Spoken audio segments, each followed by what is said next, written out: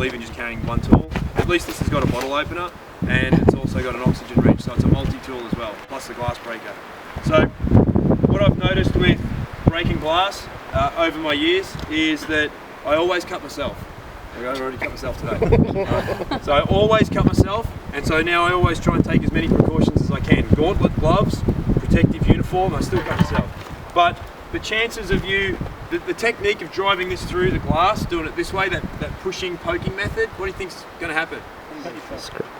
Yeah, you're going to just over-penetrate the glass and you're going to end up cutting your hand because you won't have a glove on. And same as doing these numbers, all right, where you're just sort of winding up willy-nilly. So when I look at a piece of glass to break, I look at what I can defend off, which is going to be the C pillar here, or maybe this little pillar. And I might want to set myself up that when I break, just like the antenna, my forearm is just going to hit off here, so I don't over-penetrate. All right. So really what I want to do is just hold this in back fist style and just come in. 18%. 4 goes, are you kidding me? 25. 5. You're the 5. I saw 5. Do it hard enough. You were too gentle. All right. You weren't trained properly. Want me to do the other side? No, you're good. All right. So the problem with this now is what? How do you clean your glass? Yeah, I'm not going to be like trying to ream this out with this thing. So these are great for breaking glass, but your consideration is still how you're going to get this out of there. Now, I mean, you could push something through that and try and clear some of that out as best you can, and maybe wipe it out. What is it? Yeah, could be anything. Yeah, it could be anything. All right. All right, getting rid of that rubber seal and everything sort of comes out anyway. All right, and now you've got some clean air. But these glass breaking tools are great, good dedicated glass breaking tools. And yeah, sure, if I had hit that a lot harder, it would have broken it. Yeah. Not pussy it. So Oh boy.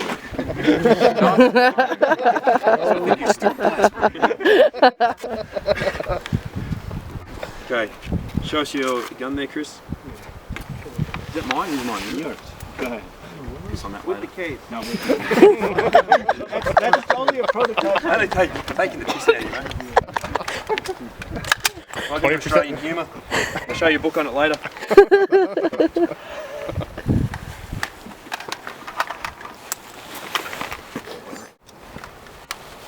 Okay. So the surface area of a barrel is not designed for breaking glass. Right? It's not got a tip on it. It's an alternate method.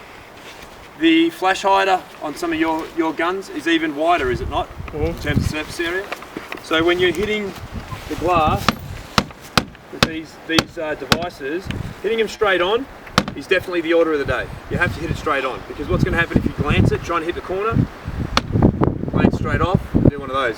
It's same as ramming a door. Has anyone ever rammed a door like with a police ram? Straight back, straight forward is always the order of the day, using kinetic energy to your advantage. So we definitely want to hit into these attack points. Now considerations are, I'm a right-hander, and this is my natural, what I want to do, is how I want to set up. But what's a consideration here if there's a bad guy in the car? Hitting him in the face, shooting him. Yeah? But nobody's protecting me necessarily. All right, if I'm the first guy on the scene trying to break the glass, maybe the cover man might want to come up and do one of these numbers real quick, all right, as the glass gets broken. So considerations for long cover, in case he does anything squirrely, like tries to drive off. If you start to notice these wheels orienting towards you, Shoot him. what do you think that means? Shoot him in the face. All right, there's some considerations, because we can't be doing these numbers. He'll just run us straight over. So if we're here, he starts to orient the wheels or doesn't comply, he's got the engine starting to rev up, all that kind of stuff. They're considerations of whether or not he's going to use this vehicle as a weapon. Okay? Wheels start to orient towards you. He's starting to either move forward or give the impression that you're going to do that. This could be a shot right there. But the guys that are coming up have got a confined working space, because if I come up to here, I might be starting to impact that cover man, and I want to leave him to do his job here as best as he can. So I'm just going to switch my grip up, and I want to try and blindside this guy so he doesn't know what's happening. The more shock I can put on him, the better. All of a sudden he sees a cover man coming straight up like this, and that's all his attention's been directed towards this guy. What he's not seeing is me coming up, switching my grip as I come up and drive this barrel straight through to here. Now, we've got these kinds of devices attached to the gun. I'm going to use that to stop the over-penetration of that barrel through the vehicle. Because if I give this almighty wind up through the centre, what do I run the risk of? Breaking all your stuff. Huh? Breaking all your equipment. Yeah, using this as a Q-tip and putting it straight through his ear. Right? So, notice the grip. This now becomes a tool. It's not like this. Right? All of these kind of devices, expect them to shear off. I've seen guys fall down a flight of stairs holding onto these things and the whole rail assembly rip off just in a fall. We broke a Daniel Defence rail the other day just by barrel striking, all right, and holding onto a K handle. So I just grab these things like this and this just becomes a tool. All right? So what we're going to do is attack this part here. So we come up, I switch, wrong.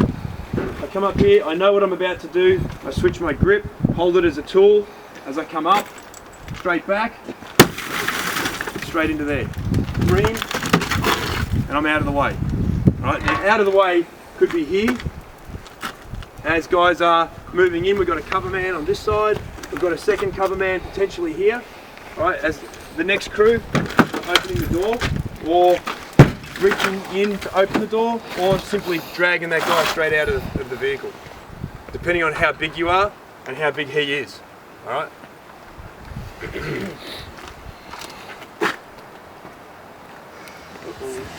can have an excuse now.